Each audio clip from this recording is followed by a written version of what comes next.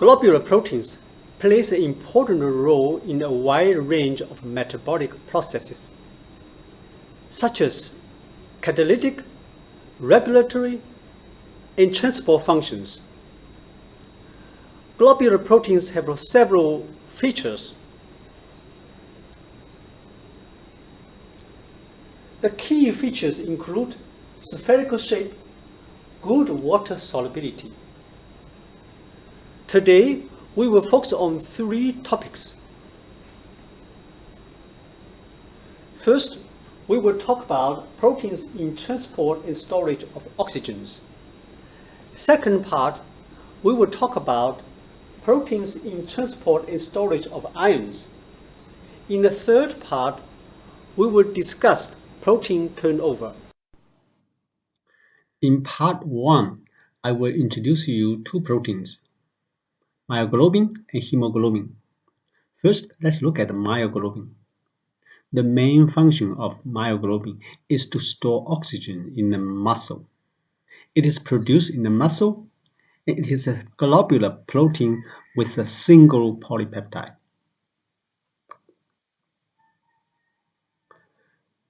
Structure of myoglobin features alpha helix. Myoglobin contains a heme in the middle. In the structure of myoglobin, polar amino acids represented in blue are located on the outside. Nonpolar amino acids in yellow are located almost entirely on the interior of the protein. The heme group is largely hydrophobic. It is held in the middle of the protein by hydrophobic interactions with the nonpolar amino acids inside. In the center of the protoporphyrin sits the iron. The iron is the binding site for oxygen. The iron converts between ferrous state Fe2+ and ferric state Fe3+.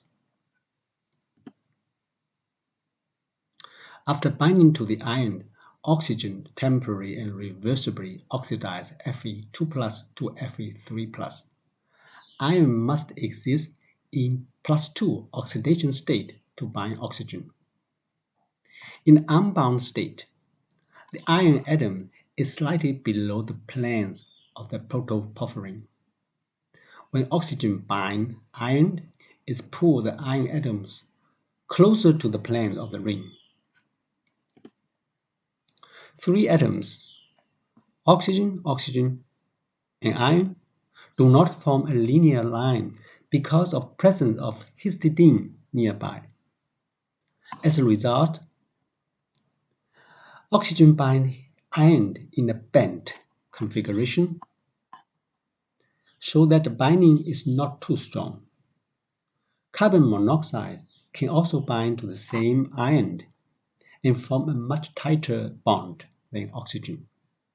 Even low concentration of carbon monoxide can displace oxygen, leading to asphyxiation.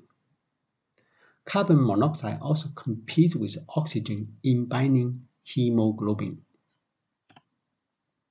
Fortunately, carbon monoxide also binds iron in a bent configuration. This weakens the attraction so that carbon monoxide will dissociate over time, allowing patients to recover. The main function of hemoglobin is to transport oxygen. It also transports 10% of total carbon dioxide. It is produced by immature red blood cells in the bone marrow. The most common hemoglobin type is hemoglobin A, or HbA.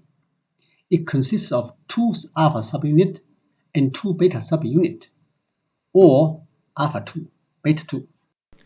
The next question we ask is how the hemoglobin protein is produced. As we know now, instruction comes from DNA. The information then is passed down to RNA and to protein. The sequence of this whole process is called central dogma of molecular biology. Now, Let's look at DNA first. There's only one gene coding for beta globin chain. It is beta, or HBB, found on chromosome 11. On the same chromosome, there's a gene coding for delta globin chain, or delta. Two genes for gamma globin chain, G gamma and A gamma. There are two genes coding for alpha globin chain, alpha 1 and alpha 2, found on chromosome 16. They are also called HBA1 and HBA2 genes. On the same chromosome, there are two zeta genes coding for the zeta globin chain. They are expressed early during embryonic development. Hemoglobinopathies are inherited single gene disorders related to hemoglobin. Based on the different causes, hemoglobinopathy can be divided into two groups. In the first group, conditions are caused by reduced production of hemoglobin. In the second group, conditions are caused by decreased ability of hemoglobin to bind oxygen. For the first group, the best example is thalassemias. Thalassemias are divided into alpha and beta thalassemias. Alpha thalassemias most commonly result from deletion of HBA1 and HBA2 genes. Each gene has two alleles. Two genes have four alleles. Deletion of three alleles causes HBH disease, leading to anemia and hepatosplenomegaly. Deletion of all four alleles causes hydrops fetalis, erythroblast disease. Beta thalassemias are caused by deletion or reduction of the HBB gene. The most severe form is thalassemia major with severe anemia. Hemoglobin A2 may be increased in beta thalassemia. For the second group, here are three examples. Sickle cell anemia is caused by hemoglobin S. We have discussed this in chapter 2. Hemoglobin C disease is caused by hemoglobin C. Hemoglobin C is a hemoglobin variant. At position 6 of the beta chain, glutamic acid is changed to lysine. Methemoglobinemia is characterized by the presence of higher than normal level of methemoglobin. When iron bound by hemoglobin is in a ferric state or Fe3+ state, hemoglobin has a reduced ability to bind oxygen. This hemoglobin is called methemoglobin. In this condition, more deoxygenated hemoglobin is formed, and the blood becomes cyanotic, and patient will appear blue. This picture shows comparison among hemoglobin A, hemoglobin S, and hemoglobin C.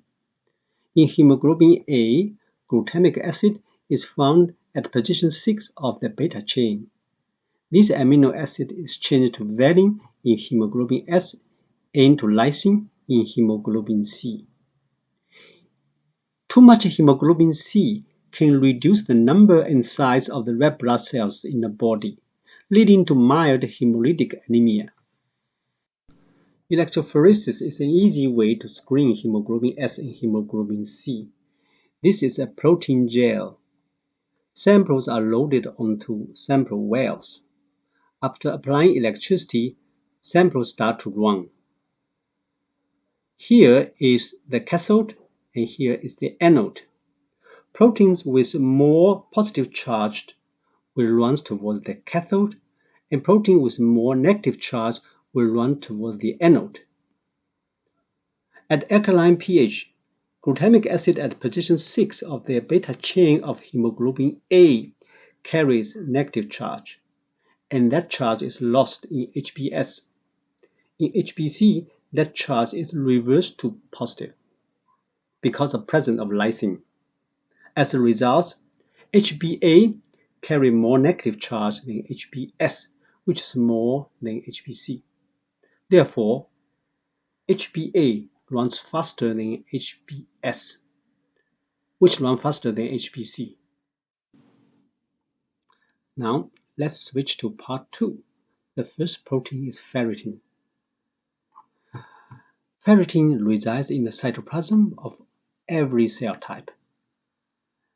Its main function is to store iron inside cells. Its expression is increased when iron levels are high in the cell.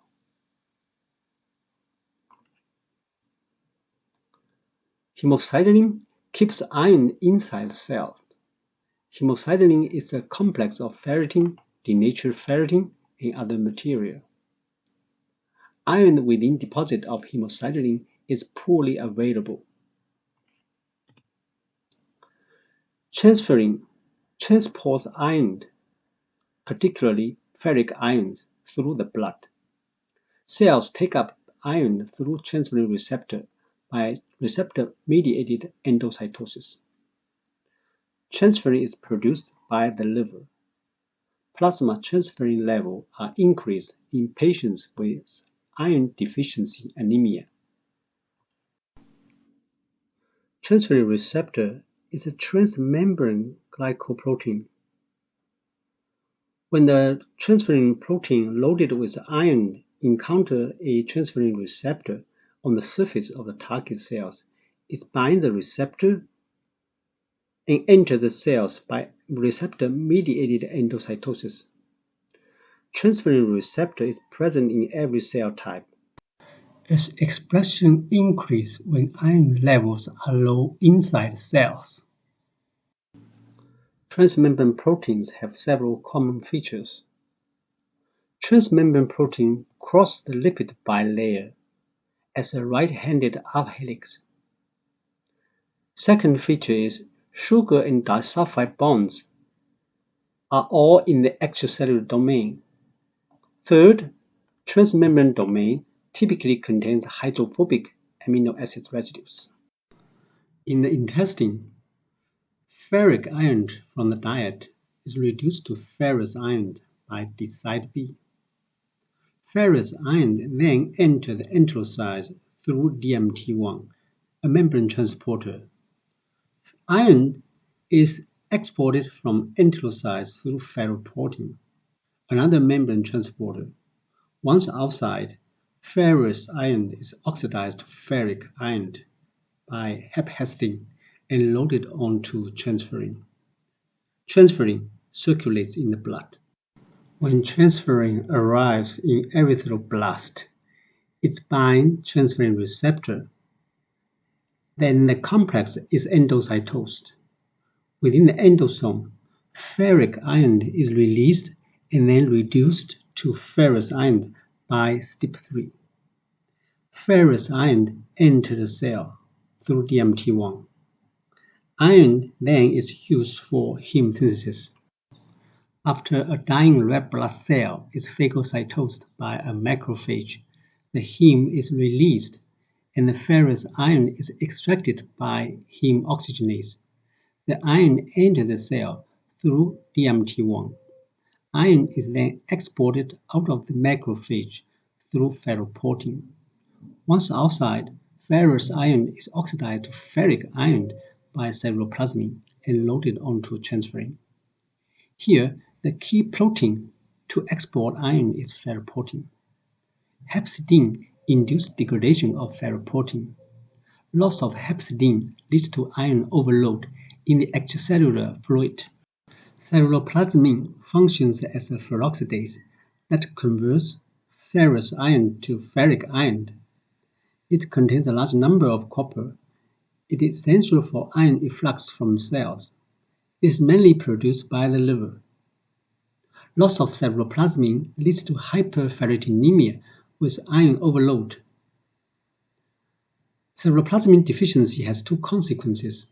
First, it causes defective conversion of ferrous iron to ferric iron, which blocks loading of iron onto transferrin.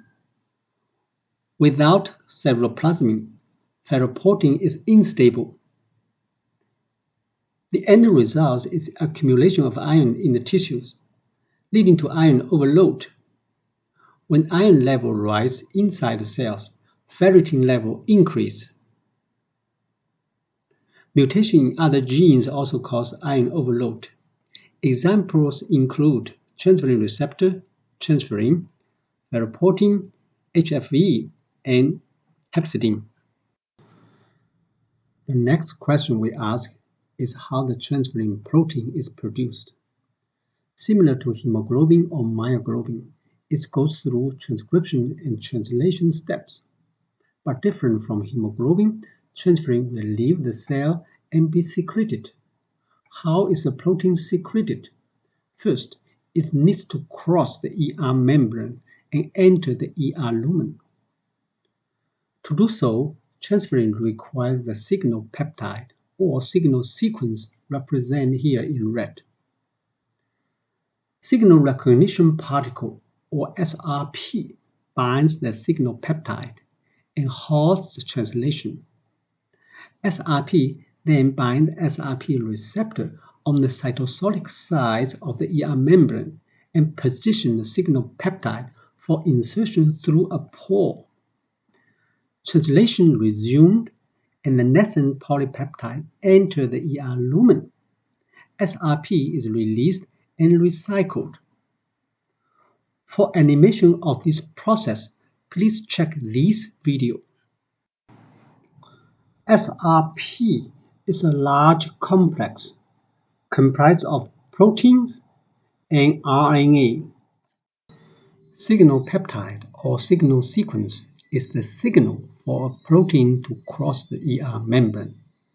Signal sequence often occurs at the end of the polypeptide chain, but they can be located internally, such as in transmembrane proteins.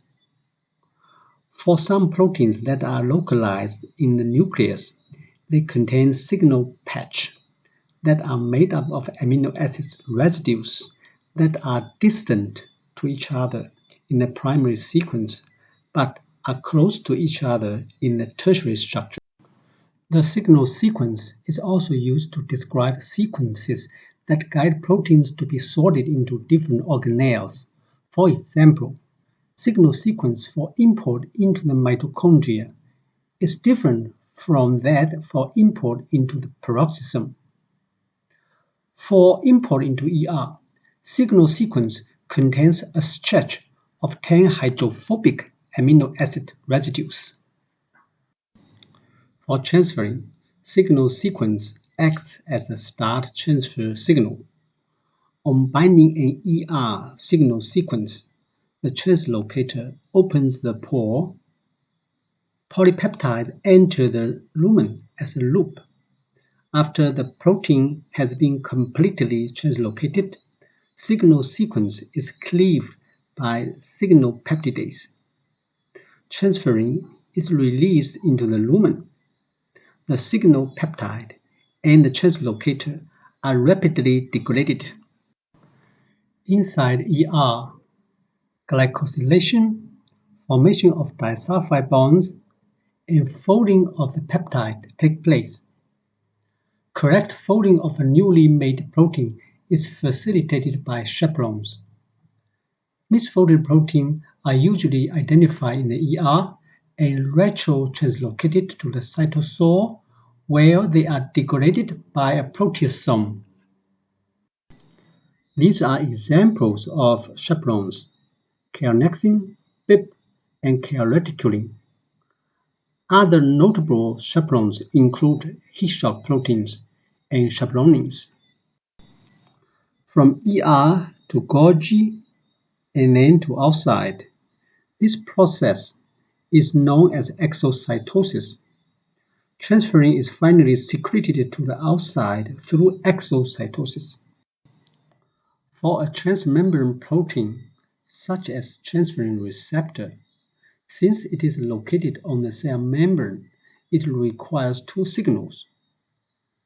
One is start transfer sequence or signal peptide, and second, stop transfer sequence or anchor sequence, as shown here. When the anchor sequence enters the translocator discharges the protein and the protein stays on the membrane. Finally, we switch to protein turnover. This topic was introduced in Chapter 1. Here, we will focus on degradation of protein by proteasome. Protein selected for degradation is tagged with small protein called ubiquitin. Ubiquitinated proteins are degraded into a small fragments by proteasome, and this process depends on ATP. And peptide fragments are further degraded into amino acid in the cytosol.